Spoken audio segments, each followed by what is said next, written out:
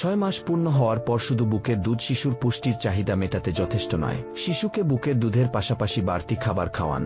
আসুন জেনে নেই 6 মাস বয়সী শিশুকে যেসব খাবার খাওয়াবেন।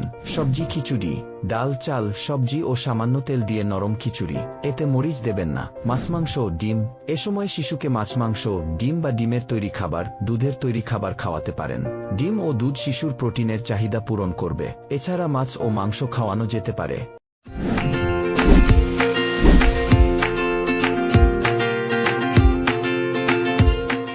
কলা, বেদেনা, আঙুর ও আপেল।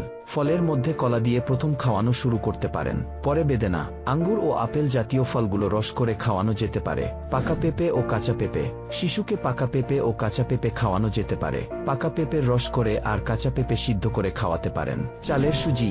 শিশুদের সামান্য দুধ নিয়ে চালের সুজি রান্না করে খাওয়াতে পারেন। সুজি অনেকটা ভাতের কাজ করে, যা আপনার শিশুর শক্তি যোগাবে। আলু, দুধ, বাদাম।